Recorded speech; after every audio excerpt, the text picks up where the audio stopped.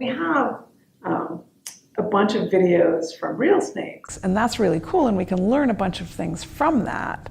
And it's definitely, like that's the real deal. But snakes are, they don't just, you can't just tell them what to do.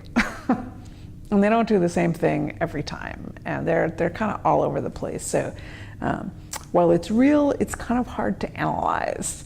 And we need some kind of simplified stuff that we can have some easier ways to statistically analyze it. So, it's just like a slight level of abstraction that we can use to ask particular questions. And so we have like the whole range, right? From like snakes attacking eggs at the pond, snakes attacking eggs in cages on camera, to like something that's even more abstracted, which is like eggs in a tray getting, played a digital vibration file, which, now we're working with a lot of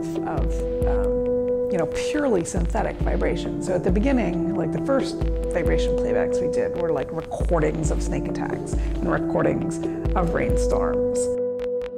So we have done, like over the years, we have shaken eggs in a variety of ways and using a variety of tools. But then, something that's like a little closer to an actual snake in terms of like the physical structure, something that a new thing that we made this summer, which is like basically a snake head puppet. So we started with, I went to the Harvard Museum of Comparative Zoology and I borrowed like a really old specimen of a preserved snake. So here's like a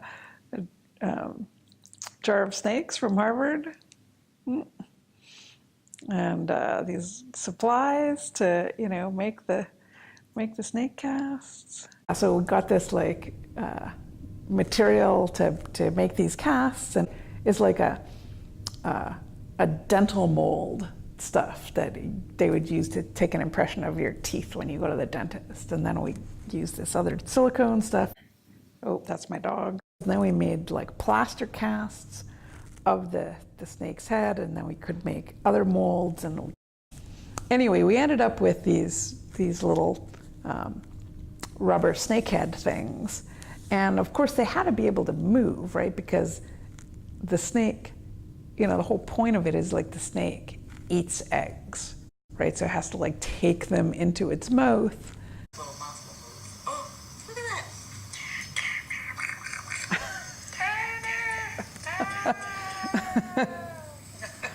Okay, so like how could we do this? This was a challenge. We thought like maybe forceps. No, that doesn't really work because it doesn't open like its entire neck. It just opens at the end, right? The mouth.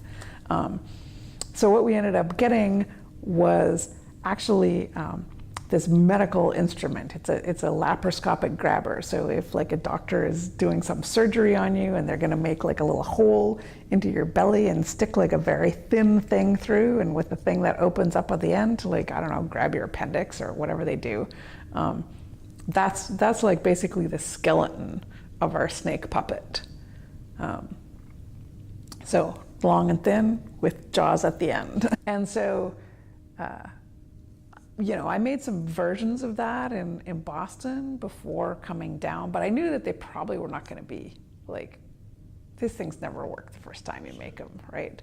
And then my student Adeline, kind of starting from that as a base and using her artistic skills, went through like several iterations of different kind of snake head widgets, snake puppets, until she got something that, looks like a snake, opens and closes its mouth like a snake, and she can use to like grab eggs off of clutches in a snaky but simplified manner.